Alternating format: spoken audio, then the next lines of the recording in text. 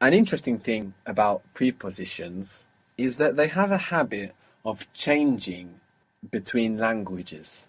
To give you an example, in English we say, I fall in love with.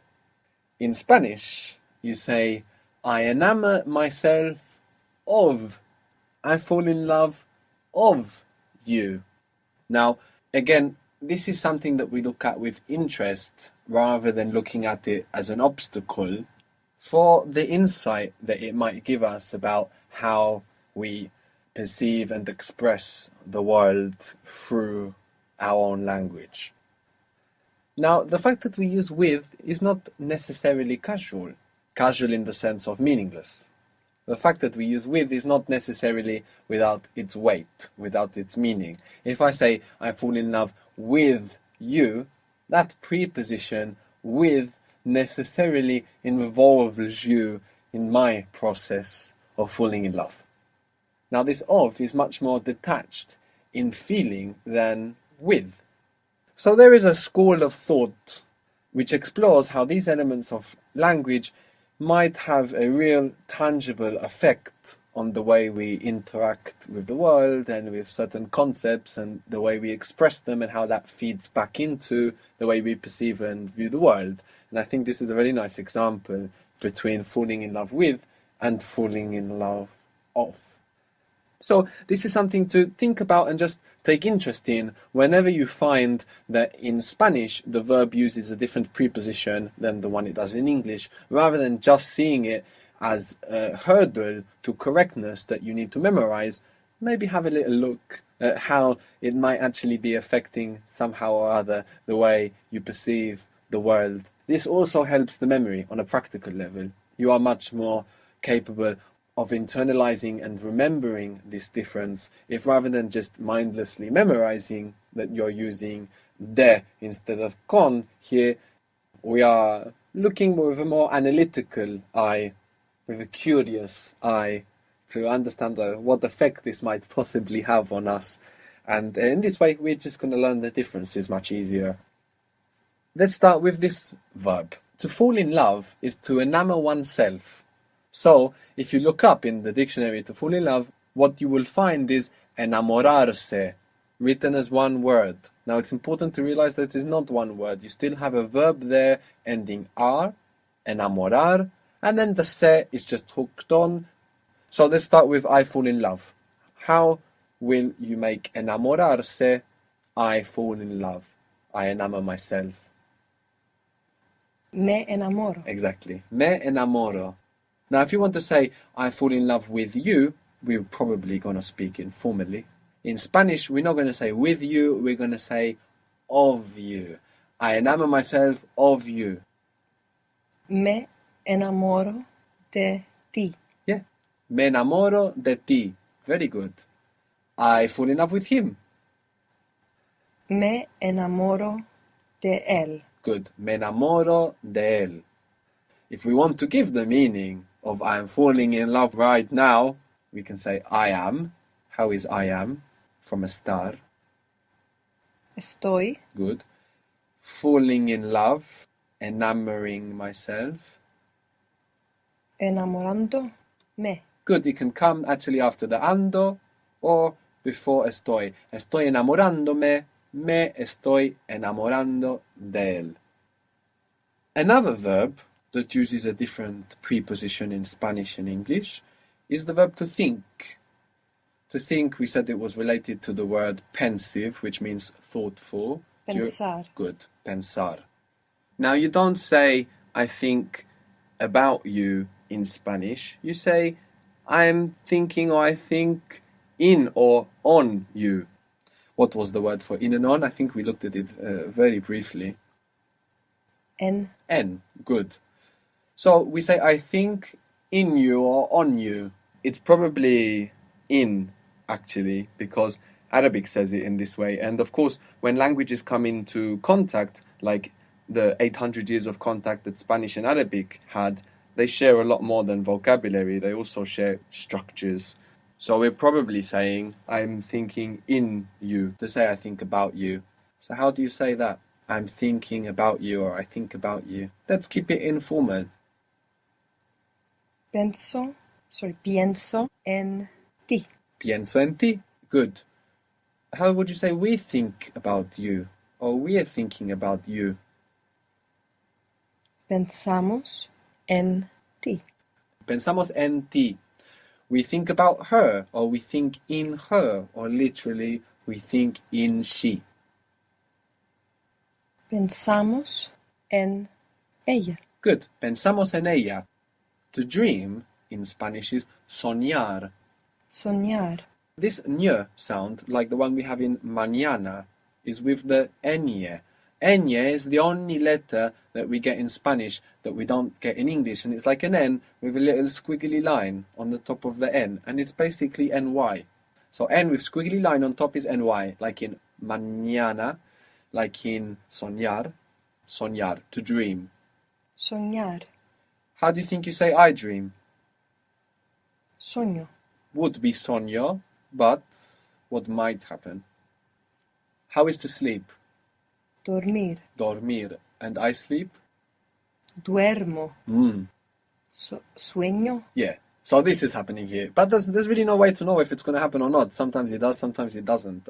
If it happens for one of the versions, of course it's going to happen for all of the versions that we stress the all. So sueño, sueña, sueñan, sueñas.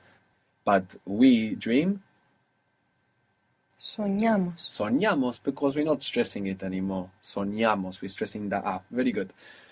We don't say I dream of in Spanish. We say I dream with. So here we use with in Spanish. I dream with her. The language, we said, is permitting and requiring us to perceive and express the world in a certain way.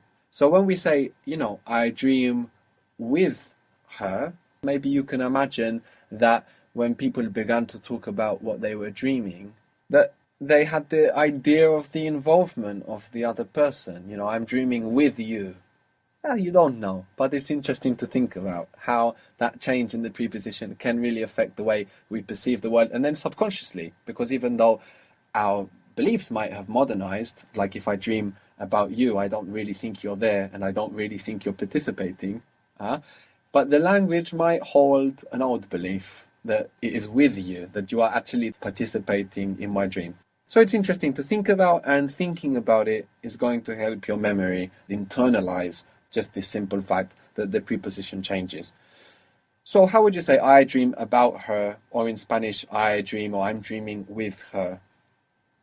Sueño con ella. Sueño con ella. Good. He dreams about him. Sueña con él. Sueña con él. Good. What was for me? Para mí. Good. And for you, informal? Para ti. Good. And what was from? De. De. From me? De mí. From you, informal? De ti. De ti. Good. With, we get a little exception. With me is conmigo. And it's spelled like one word. So this go is coming from nowhere. And it's all becoming one word, where de mí, para mí are two separate words. So we have conmigo for with me, and contigo with you, informal. Conmigo, C-O-N-M-I-G-O, or contigo, C-O-N-T-I-G-O. So this is with me, with you. What was to come? Venir. Venir, to come. Good. So how would you say, speaking informally, do you want to come with me? ¿Quieres venir conmigo? Good. Don't you want to come with me? ¿No quieres venir conmigo? ¿No quieres venir conmigo? Why don't you want to come with ¿Por qué me? no quieres venir conmigo? Good. ¿Por qué no quieres venir conmigo? What was I have in the sense of possession? Tengo. Tengo. Good. And if we want to say I have to, we can add something to that tengo. And it's not a comfortable translation either, if that helps you remember it. Tengo que. Tengo que. Good. So how would you say you have to come with me? Again, speaking informally, you have to come with me. Tienes que venir conmigo. Tienes que venir conmigo. Good. Good. What was I can? From to be able. Puedo. Puedo. Can you come with me? Still informal. Puedes venir conmigo. Good. Puedes venir conmigo. So we have conmigo for with me, contigo for with you, speaking informally. So we could say I dream about you, and we're going to say I dream with you, speaking informally. Sueño contigo. Sueño contigo. I'm going with you, informally still. I'm forgetting the verbs. You will forget them many times. And you need to find the way that you dig them up. That's the most important thing, to take this skill away. So going, what does going relate to, if anything? Voyage. You see? I'm going with you, speaking informally. Voy contigo. Very good. To depend in Spanish is depender. Depender. How would you say it depends? Dependa. Make sure before you start to change any verb, you do the quick check to see what type of verb it is. Depende. Yes, depender, verb, depende. Good. Now, in Spanish, we don't say it depends on, we say it depends of. So, how would you say it depends on her, or it depends of her? Depende de ella. Depende de ella. The word for yes and the word for if are the same in Spanish. So, you know how to say yes in Spanish? Sí. Sí. Good. So, this is also if. It depends on if she wants to go. Let's say that. It depends Depende on, or it depends of in Spanish. de Good. If she wants to go. si quiere ir. Good. So altogether, it depends on if she wants to go. Depende de si quiere ir. Good. Depende de si quiere ir. It depends on if she wants to go.